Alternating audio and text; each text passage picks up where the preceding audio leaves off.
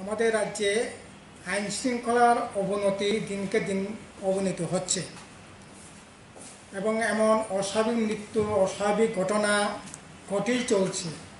চুরি রাহাজানি যেমন চলছে তেমনি পলিটিক্যাল ভায়োলেন্স এটাও বাড়ছে।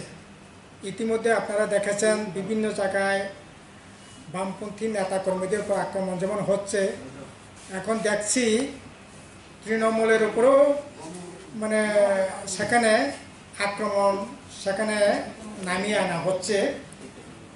যদিও পশ্চিমবাংলায় আমরা দেখেছি তৃণমূল সেখানে তাদের ভূমিকা কি এটা দেশের মানুষ সকলেই জানেন।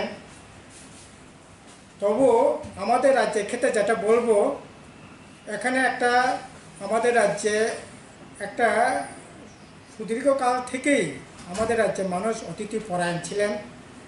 এখানে শান্তি সহাবস্থান সৌহার্দ্যপূর্ণ পরিবেশ সবসময়ই ছিল, কিন্তু বিজেপি আইপিএফটি জোট সরকার আসার পর এখানকার স্বাভাবিক যে পরিবেশ এটাকে বিঘ্নিত করে। কাজেই এখন তৃণমূলের উপর যেটা আক্রমণ হচ্ছে এটাও আমরা মনে করি এটাও নিন্দনীয় কাজ, এটাও হওয়া উচিত না। কারণ এটা আমাদের রাজ্যে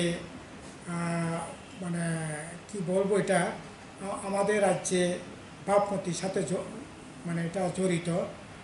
কোনোভাবেই সেখানে এমপিদের উপর এমএলএদের উপর এই ধরনের আক্রমণ যদি আমাদের রাজ্যে প্রতিদিনই চলছে, এমএলএদের উপর আক্রমণে, বিরোধী দলের নেতার উপর আক্রমণ, বিরোধী দলের উপর আক্রমণ, মিডিয়ার উপর আক্রমণ, প্রশাসনের কর্মকর্তাদের উপর আক্রমণ, এগুলো প্রতিনিয়তই চলছে। এরপরেও বাড়তি এখন তৃণমূলের উপর যেটা আক্রমণ চলছে এটাও আমরা নিন্দা জানাই। এটা কোনোভাবেই বাঞ্ছনীয় না, এটা আমরা আলোচনা করেছি।